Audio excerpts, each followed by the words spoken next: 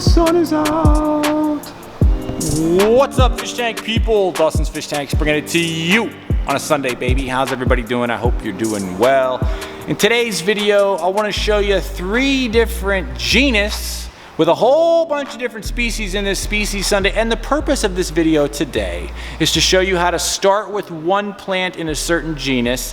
When that beginner level plant in that genus is doing you well, what plant to step up to next. So it's how you get better. You start off with the easy. You always start with the simple stuff. When the simple stuff is growing good for you, you move on to the next one. So I got a triple stack Species Sunday coming at you. Okay, so I want to quickly talk about how you can look at a genus and the different species within the genus, cause they're cousins, they're similar cousins. You can look at a plant that is from a similar genus and you can kind of tell by the color, by the structure of how easy or hard that plant is going to be. I'm going to talk about Alternanthera, one of our best-selling red plants. I'm going to show you an example of Bacopa, and I'm also going to talk about Rotala. We could also talk about this hygrophilus for days. This is a nice little lesson in how you can advance your hobby yourself by how you take good care of one of the easier plants in a genus, then move on to the harder stuff. Okay, the first plant is Alternanthera renaki green. Okay, it's Alternanthera renaki green. This was grown above water. If anybody sells you plants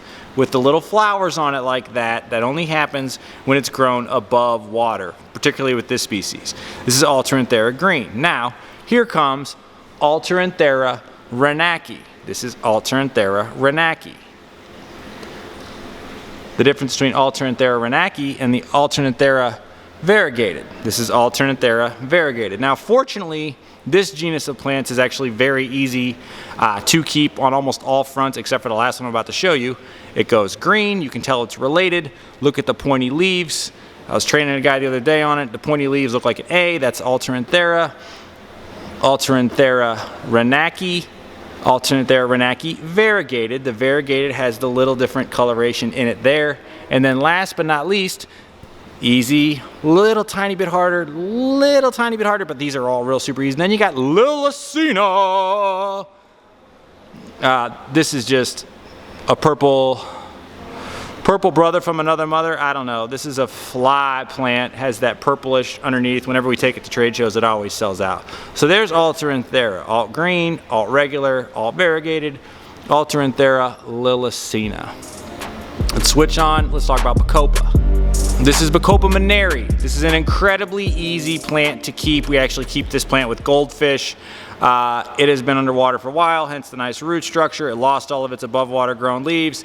This is all new growth above water. It's incredibly easy to keep. This is its bigger, beefier, baller cousin, Bacopa Yellow Flame.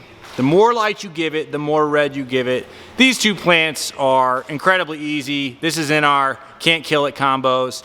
This one sometimes goes in those, just a little tiny bit harder to keep. How hard to keep is Bacopa Maneri? It's so easy to keep, we literally have it growing on the floor of the greenhouse. How hardy is Bacopa Maneri? We literally have it growing on the floor over here. And we're leaving it. If anybody touches it, they get fired. Bacopa Maneri growing on concrete floor in a moist greenhouse.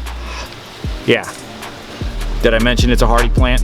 All of these examples are a good way to know like how you're getting better, because if you're doing well at the baseline plant and that plant is thriving, it's okay to step it up and try one of its other cousins, the same a plant within the same genus. This is Rotala rotundifolia green. This is one of the easiest plants I sell. I believe it's actually found either native or invasively in Florida. Rotala rotundifolia green. Another insanely easy one here.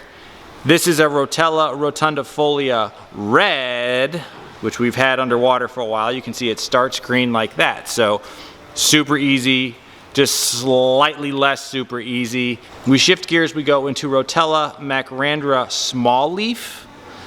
Rotala macrandra small leaf, a little bit harder to keep, likes a little bit more light, and the macrandras in general are just a little bit harder to keep. We've also got just a few stems of this bad boy. This is not for sale. This is Rotala macrandra big leaf.